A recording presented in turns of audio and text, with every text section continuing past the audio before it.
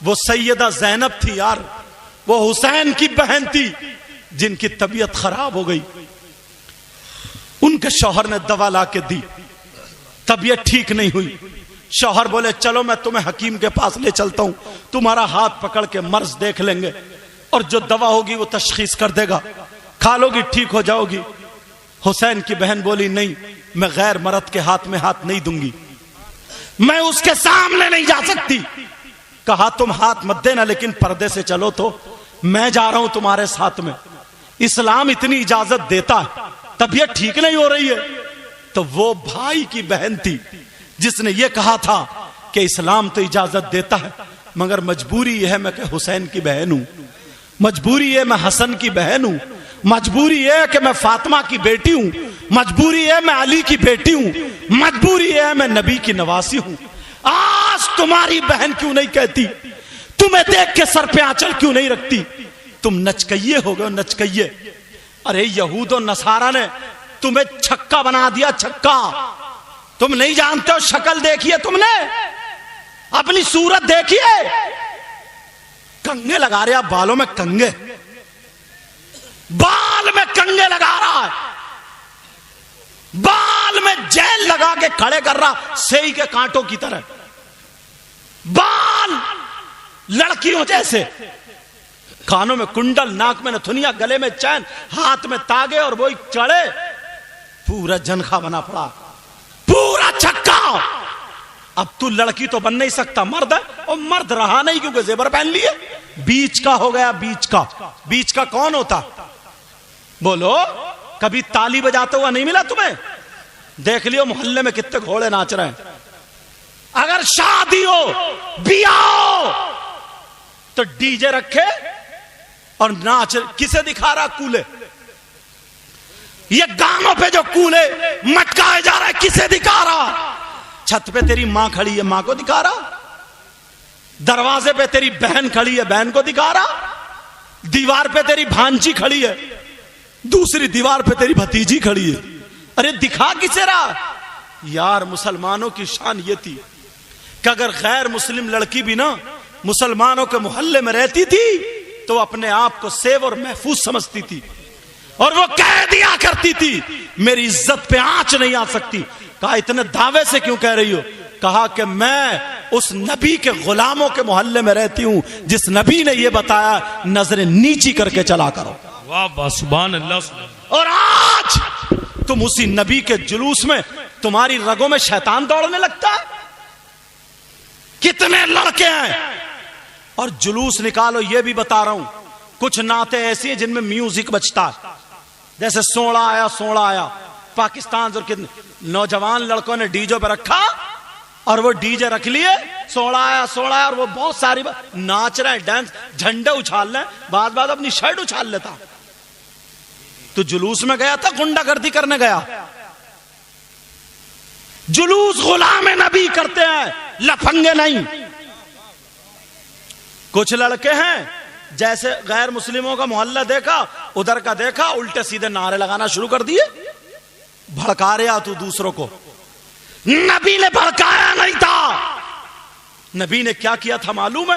تو لڑائی پھیلا رہا، تو موٹر سائیکلیں توڑ رہا، غیروں کے محلے میں جا کر کے گالیاں بک رہا، نعرے ایسے لگا رہا ہے جس سے اسلام بدنام ہو رہا. نبی نے کیا کہا تھا معلوم ہے؟ ایک بڑھیا نبی کو گالیاں دیا کرتی تھی، پیٹ بھر کے گالی دیتی تھی. مکے کی سڑی ہوئی بڑھیا تھی وہ. عورتیں کہنے لگی وہ بڑھیا تم کیوں اتنا برا بھلا کہتی ہو؟ کہا دیکھ نہیں رہے ہو کتنے ایمان لے آئے. اوروں سے کہتی تھی تم بھی محمد کا چہرہ مت دیکھیو. ایک عورت نے کہا اگر تم نے دیکھ لیا نا تو تم بھی کلمہ پڑھ لو گی. بڑھیا بولی میں رہوں گی نہیں، اب مکے میں ہی نہیں رہوں گی. بڑھیا نے رات میں باندھ لی پٹلیا تگڑی اور اٹھا کے دیکھا تو اٹھی نہیں. بڑھیا کمزور، مال زیادہ تھا، اب اٹھی نہیں تو صبح صبح دروازے پہ کھڑی ہو گئی. ارے یار وہ پانی ہے، میری طرف دیکھو نا، تم تو ایسے ہوٹ پھیر رہے ہو. وہ بڑھیا دروازے پہ صبح صبح کھڑی ہو گئی کہ کوئی آئے اور میرا یہ بوجھ اٹھا دے. دیکھا تو ایک چاند سے چہرے والا آ رہا، کالی زلفوں والا آ رہا. اس نے آقا کو دیکھا نہیں تھا، وہی آقا آ رہے ہیں. دیکھ کے کہنے لگی بیٹا تم مکے میں رہتے ہو؟ کہا جی مائی مکے میں رہتا ہوں. لڑ گئے کیا پانی پہ؟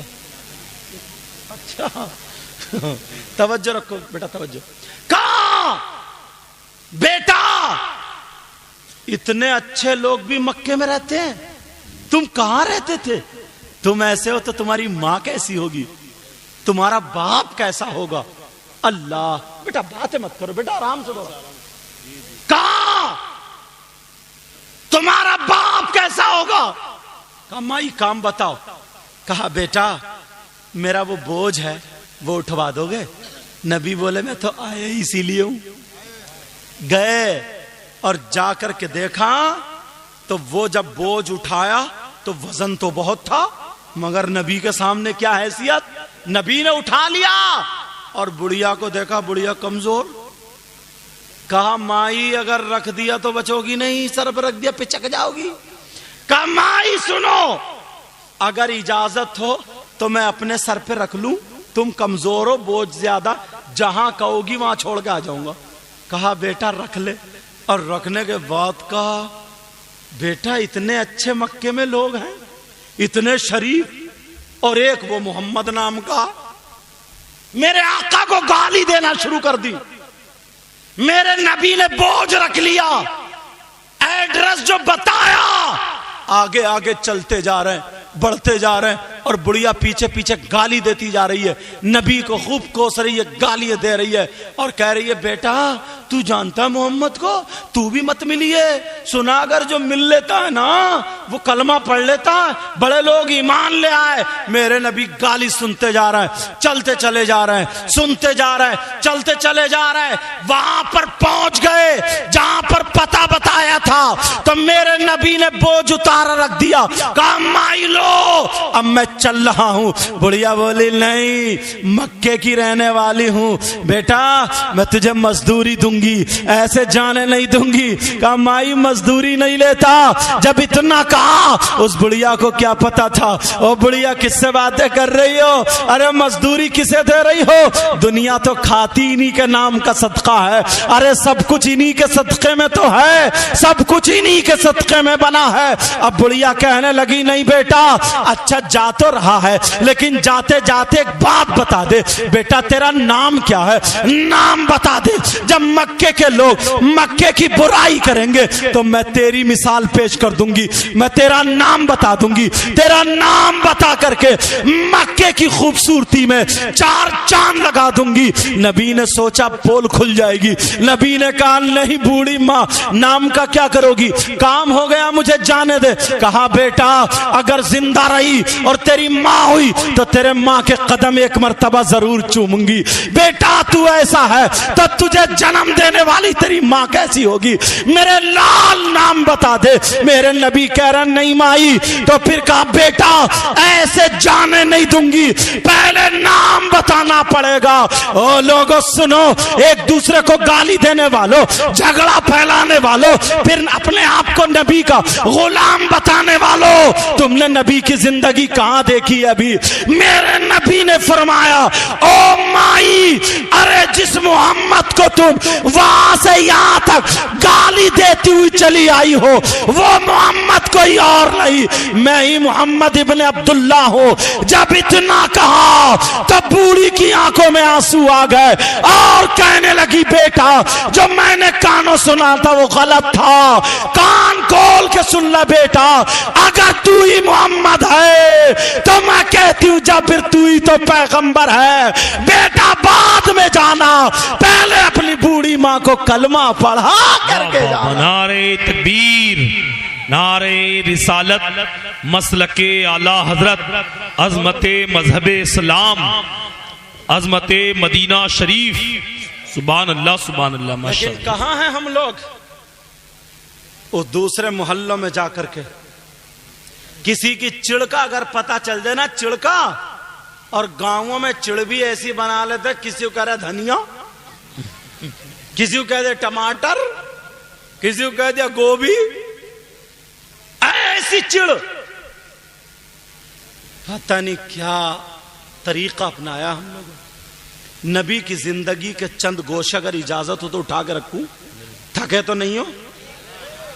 امتحان لے لوں، جوش میں اور ہوش میں دونوں ہو، تھکے تو نہیں ہو؟